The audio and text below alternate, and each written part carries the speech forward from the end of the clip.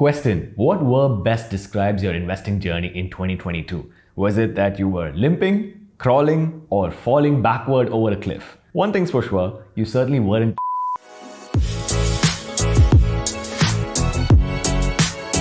Hey, how's it going? Welcome back to my channel. This is Pradeep and you're watching Vlog of Note. In this video, we're going to talk about KKR's investment outlook for 2023. Here's everything you need to know. Let's get started.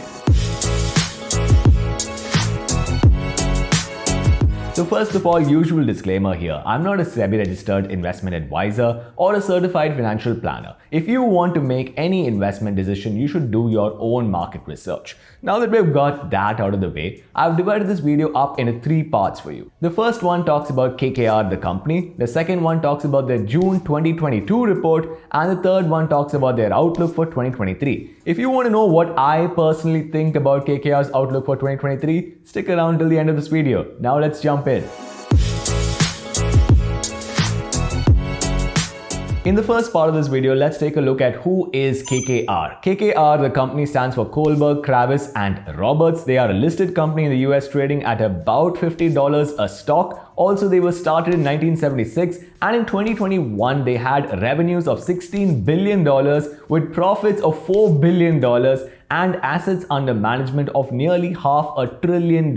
If you need to know one thing about this company, it's the fact that their founders, Jerome Kohlberg Jr., Henry Kravis and George Roberts, they used to work at Bear Stearns, the investment firm, and in 1971, they engineered something called a leveraged buyout or a bootstrap acquisition and got $950,000 in a single transaction fee, which was the highest in the history of Bear Stearns. In 1976, these guys came out and started their own firm, KKR & Co. Now, what does KKR, the company, do? Well, they are a global investment company. They work in private equity, capital markets, and insurance, but their main focus is leveraged buyout. Their most famous transaction is a Texas Power Company buyout in 2007 for $31 billion, the largest LBO in history. The previous one was their own transaction, their leveraged buyout of RJR Nabisco in 1988 for $25 billion. So these guys do leveraged buyouts. Why should you listen to KKR and company? Let's take their stock as an example, seeing as the market knows all. So if you had invested into the KKR company stock about 9 years ago, they are listed in the US, you would have enjoyed a compounded annual growth rate or CAGR of 18%. Compare that to the NYSE, the New York Stock Exchange, at 5.8%, and a sum of $1,000 would have turned into $4,445, about 207% above the NYSE. Overall, this is a great company to have invested in, and their stock has done certainly quite well, but have their predictions actually panned out? Well, let's take a look at June 2022, shall we?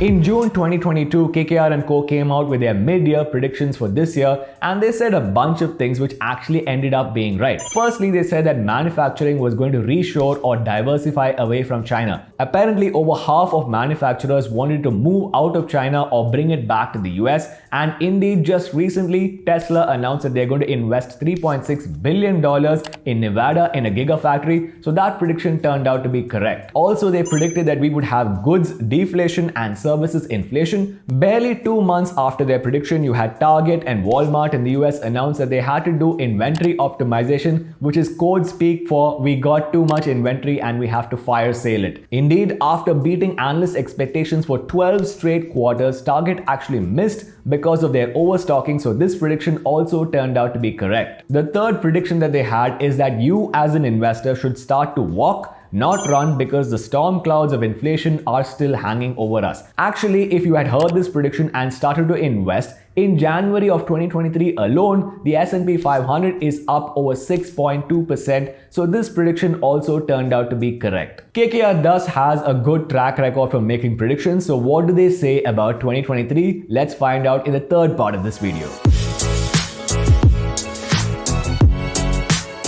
In the third part of this video, let's take a look at KKR's macro outlook for 2023. You have three main takeaways. The first one is actually a continuation of their previous report when they told you have to start walking. Now they want you to start jogging. As an investor, you should have a 50-30-20 rule. 50% of your salary or income should go towards your essentials, 30% towards your needs, and 20% should be invested. You should now up the pace of your investments. Why? Because Warren Buffett says you have to be fearful when others are greedy and greedy when others are fearful. Also because KKR has downgraded their inflation forecast for the first time in 2 years from 4.8% to 3.9%. Also because Dr. Michael Burry says that in 2023, inflation will peak and the government will start stimulating the economy again. Speaking of government stimulation, KKR says that in 2023, governments will start spending again, because if you take a look at the Inflation Reduction Act in the US, it's supposed to spend about $370 billion,